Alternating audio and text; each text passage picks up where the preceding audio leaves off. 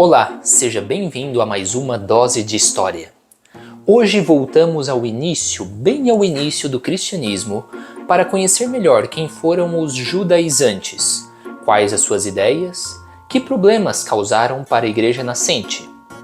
Como premissa, é bom lembrar que Jesus era judeu, que os apóstolos eram judeus, que tudo no entorno no qual a igreja nasceu era judaico.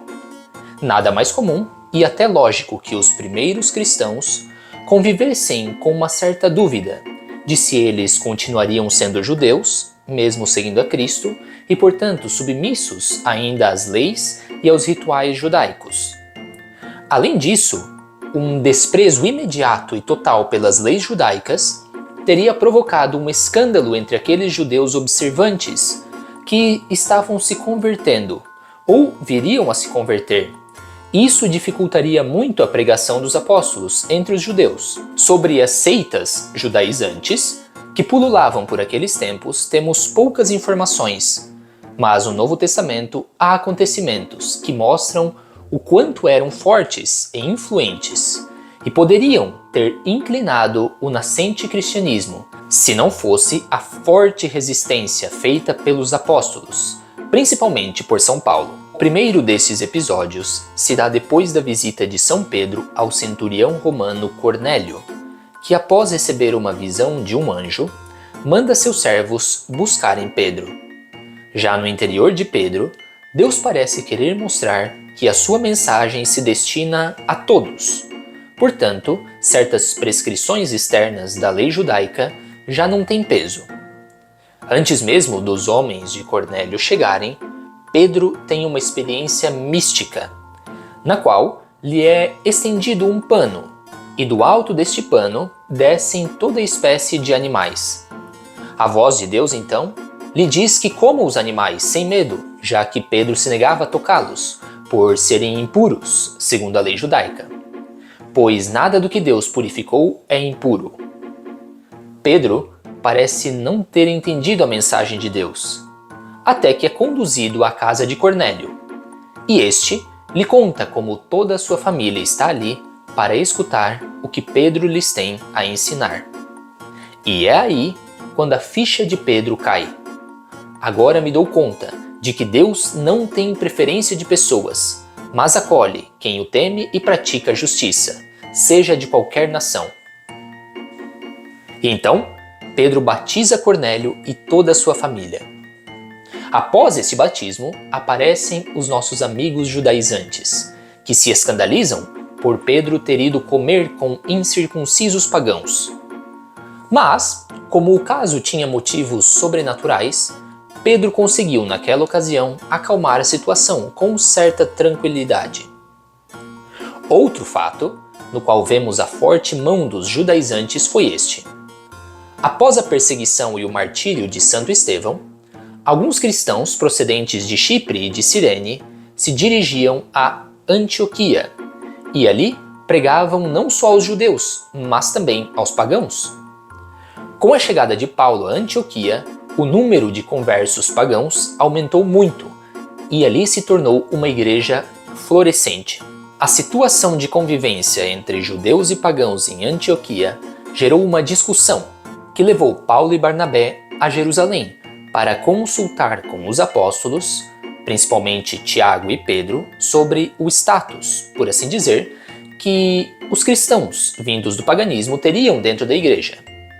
Essa reunião, que se deu no ano de 50 d.C., foi considerado como o primeiro concílio da igreja, o Concílio de Jerusalém, e nele se determinou que não se deveria impor a lei judaica aos pagãos. Isso foi um duro golpe para os judaizantes, mas junto com essa determinação, São Tiago pediu que pelo menos os pagãos convertidos cumprissem 4 prescrições da lei. Abster-se das carnes imoladas aos ídolos. Segunda, das relações impuras. Terceira, do sangue. E quarta, das carnes de animais estrangulados.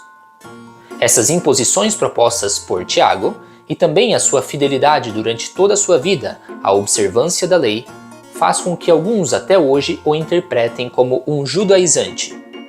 Seja como for, Tiago morrerá apedrejado, depois de ser lançado de um despenhadeiro pelos judeus, ao proclamar claramente que Cristo é Deus e está sentado à direita do Pai. Mas voltemos a Antioquia. O florescimento da igreja ali era sem igual, e também a concórdia entre os cristãos. Estando certa vez Pedro em Antioquia, comia tranquilamente com os incircuncisos. Mas então chegaram alguns emissários da Companhia de São Tiago, 2 zelantes pela lei, e reprimiram Pedro por estar comendo com eles.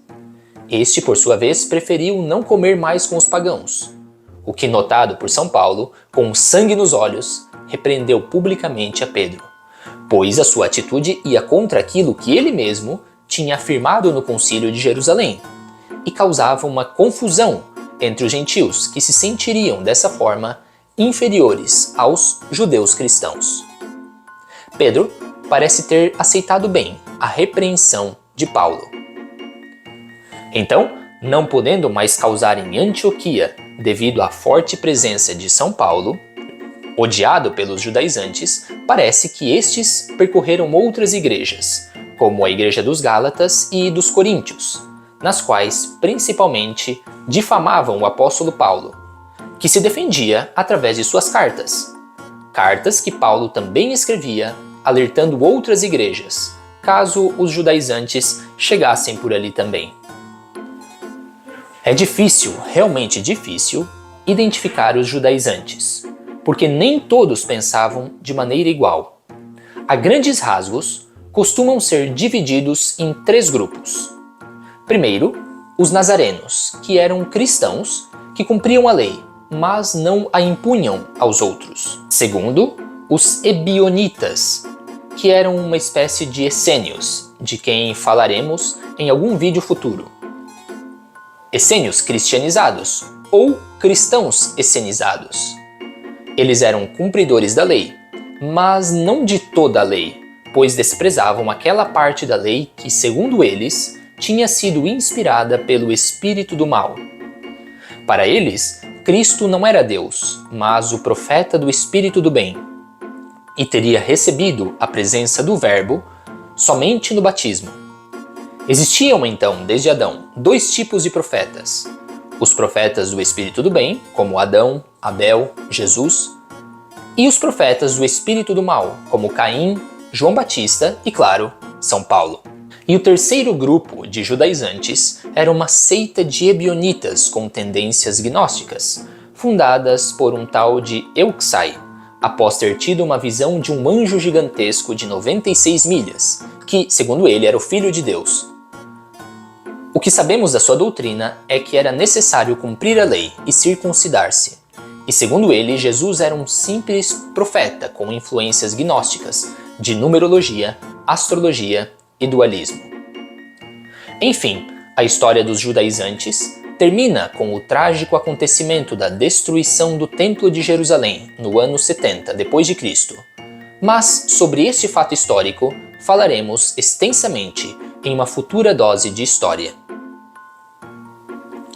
Não que os judaizantes tenham desaparecido da história depois disso. Como veremos, eles surgirão em vários momentos da história, tentando misturar doutrinas judaicas com o cristianismo. Bom, por hoje é isso e nos vemos na nossa próxima dose de história. Não esqueça de deixar o seu like, se inscrever no canal e...